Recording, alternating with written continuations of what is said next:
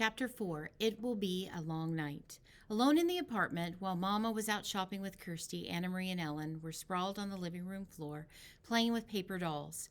They had cut the dolls from Mama's magazines, old ones she had saved from past years.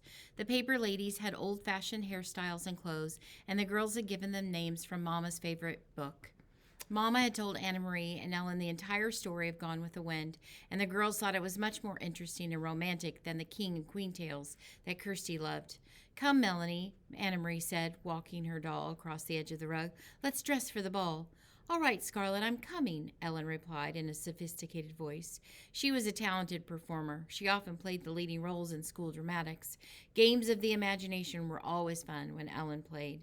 The door opened and Kirsty stomped in, her face tear-stained and glowering. Mama followed her with an exasperated look and set a package down on the table. I won't, Kirsty spouted. I won't ever wear them. Not if you chain me in prison and beat me with sticks. Anna Marie giggled and looked questioningly at her mother. Mrs. Johansson sighed. I bought Kirsty some new shoes, she explained. She's outgrown her old ones. Goodness, Kirsty, Ellen said. I wish my mother would get me some new shoes. I love new things, and it's so hard to find them in the stores. Not if you go to a fish store, Kirsty bellowed. But most mothers wouldn't make their daughters wear ugly fish shoes. Kirsten, Mama said soothingly, you know it wasn't a fish store, and we were lucky to find shoes at all. Kirsty sniffed. Show them, she commanded. Show Anna Marie and Ellen how ugly they are. Mama opened the package and took out a pair of little girl's shoes. She held them up, and Kirsty looked away in disgust. You know there's no leather anymore, Mama explained, but they found a way to make shoes out of fish skin. I don't think these are too ugly. Anna Marie and Ellen looked at the fish skin's shoes. Anna Marie took one in her hand and examined it. It was odd looking. The fish scales were visible, but it was a shoe, and her sister needed shoes. It's not so bad, Kirsty, she said, lying a little. Ellen turned the other one over in her hand. You know, it's only the color that's ugly. Green, Kirsty wailed. I will never, ever wear green shoes. In our apartment, Ellen told her father, Ellen told her, my father has a jar of black ink. Would you like these shoes better if they were black? Kirsty frowned. Maybe I would, she said finally.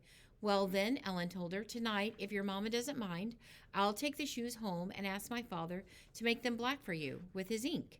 Mama laughed. I think that should be a fine improvement. What do you think, Kirsty? Kirsty pondered. Could he make them shiny? I want them shiny. Ellen nodded. I think he could. I think they'll be quite pretty black and shiny. Kirsty nodded. All right then, she said. But you mustn't tell anyone that they're made of fish. I don't want anyone to know. She took her new shoes, holding them disdainfully, and put them on a chair. Then she looked with interest at the paper dolls. Can I play too? Kirsty asked. Can I have a doll? She squatted beside Anna Marie and Ellen on the floor. Sometimes Anna Marie thought Kirsty was such a pest, always butting in, but the apartment was small and there was no other place for Kirsty to play, and if they told her to go away, Mama would scold. Here, Anna Marie said, and handed her sister a cut-out little girl doll. We're playing Gone with the Wind. Melanie and Scarlett are going to a ball. You can be Bonnie. She's Scarlett's daughter. Kirsty danced her doll up and down happily. I'm going to the ball, she announced in a high pretend voice. Ellen giggled. A little girl wouldn't go to a ball. Let's make them go someplace else. Let's make them go to the Tivoli. Tivoli, Anna Marie began to laugh. That's in Copenhagen. Gone with the Wind is in America. Tivoli, Tivoli, Tivoli, little Kirsty sang, twirling her doll in a circle. It doesn't matter, because it's only a game anyway, Ellen pointed out. Tivoli can be over there, by that chair. Come, Scarlett, she said, using her doll voice. We shall go to Tivoli to dance and watch the fireworks, and maybe there will be some handsome men there. Bring your silly daughter Bonnie, and she can ride on the carousel.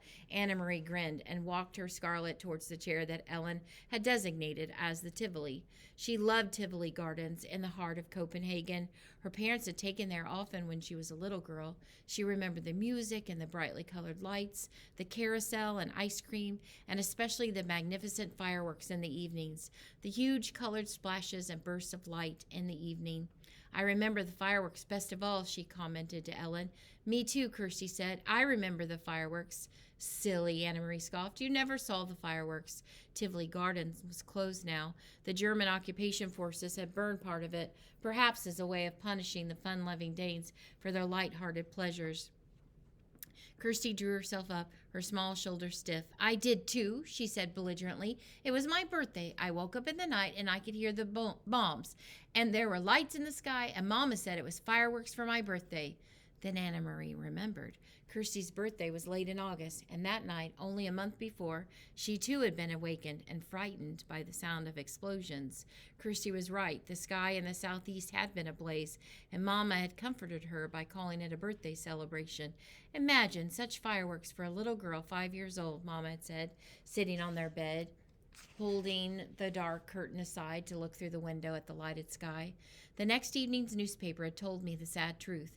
The Danes had destroyed their own naval fleet, blowing up the vessels one by one as the Germans approached to take over the ships for their own use. How sad the king must be, Anna Marie had heard Mama say to Papa when they read the news. How proud, Papa had replied. It had made Anna Maria feel sad and proud, too, to picture the tall, aging king, perhaps with tears in his blue eyes, as he looked at the remains of his small navy, which now lay submerged and broken in the harbor. I don't want to play any more, Ellen, she said suddenly, and put her paper doll on the table. I have to go home anyway, Ellen said. I have to help Mama with the house cleaning. Thursday is our new year. Did you know that? Why is it yours? Asked Kirsty. Isn't it our new year, too? No, it's the Jewish New Year. That's just for us. But if you want, Kirsty, you can come that night and watch Mama light the candles. Anna Marie and Kirsty had often been invited to watch Mrs. Rosen light the Sabbath candles on Friday evenings. She covered her head with a cloth and said a special prayer in Hebrew as she did so. Anna Marie always stood very quietly, awed to watch. Even Kirsty, usually such a chatterbox, was always still at that time. They didn't understand the words or the meaning, but they could feel that it was a special time for the Rosens. Yes, Kirsty agreed happily. I'll come and watch your Mama light the candles, and I will wear my new black shoes. But this time was to be different. Leaving for school on Thursday with her sister, Anna Marie saw the Rosens walking to the synagogue early in the morning, dressed in their best clothes. She waved to Ellen, who waved happily back. Lucky Ellen, Anna Marie said to Kirsty. She doesn't have to go to school today. But she probably has to sit very, very still like we do in church, Kirsty pointed out. That's no fun. That afternoon, Mrs. Rosen knocked at their door, but didn't come inside. Instead, she spoke for a long time in a hurried, tense voice to Anna Marie's mother in the hall. When Mama returned, her face was worried, but her voice was cheerful. Girls, she said, we have a nice surprise. Tonight, Ellen will be coming to stay overnight and to be our guest for a few days. It isn't often we have a visitor. Kirsty clapped her hands in delight. But Mama, Anna Marie said in dismay, it's their new year. They were going to have a celebration at home. Ellen told me that our mother managed to get a chicken someplace, and she was going to roast it, their first roast chicken in a year or more. Their plans have changed, Mama said briskly. Mr. and Mrs. Rosen have been called away to visit some relatives, so Ellen will stay with us. Now let's get busy and put clean sheets on your bed, Kirsty. You may sleep with Mama and Papa tonight, and we'll let the big girls giggle together by themselves. Kirsty pouted, and it was clear that she was about to argue. Mama will tell you a special story tonight, her mother said. One just for you. About a king? Kirsty added dubiously. About a king if you wish, Mama replied. All right then, but there must be a queen too, Kirsty said. Though Mrs. Rosen had sent her chicken to the Johansons, and Mama made a very lovely dinner, large enough for second helpings all around, it was not an evening of laughter and talk. Ellen was silent at dinner, and she looked frightened. Mama and Papa tried to speak of cheerful things, but it was clear that they were worried, and it made Anna Marie worry too. Only Kirsty was unaware of their quiet tension in the room. Swinging her feet in the newly blackened and shiny shoes, she chattered and giggled during dinner. Early bedtime tonight, little one, Mama announced after the dishes were washed. We need extra time for the long story I promised about the king and queen. She disappeared with Kirsty into the bedroom. What's happening? Anna Marie asked when she and Ellen were alone with Papa in the living room. Something's wrong, isn't it? Papa's face was troubled. I wish that I could protect you children from this knowledge, he said. Ellen, you already know. Now we must tell Anna Marie. He turned to her and stroked her hair with his gentle hand. This morning at the synagogue, the rabbi told his congregation that the Nazis have taken the synagogue list of all the Jews, where they live, what their names are. Of course, the Rosens were on that list, among many others. Why? Why did they want those names? They plan to arrest all the Danish Jews. They plan to take them away, and we've been told that they may come tonight. I don't understand. Take them where? Her father shook his head. We don't know where, and we don't really know why. They call it relocation. We don't even know what that means. We only know that it's wrong and it's dangerous, and we must help.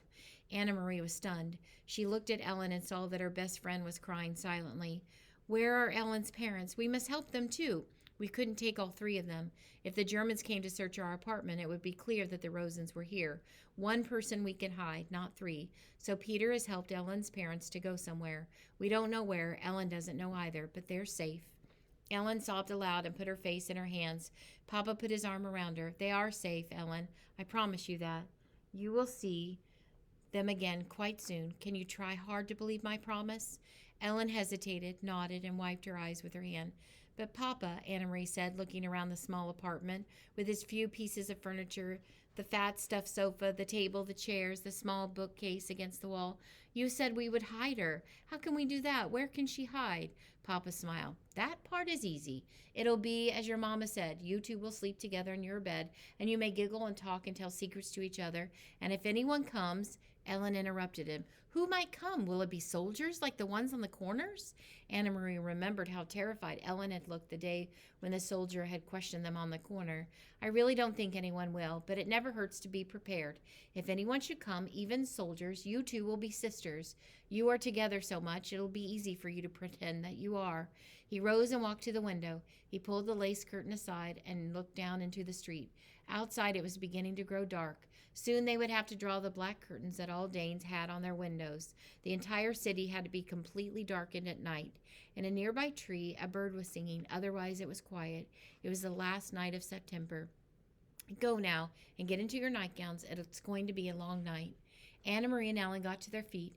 Papa suddenly crossed the room and put his arms around them both. He kissed the top of each head, Anna Marie's blonde one, which reached to his shoulder, and Ellen's dark hair, the thick curls braided as always into pigtails. Don't be frightened, he said to them softly.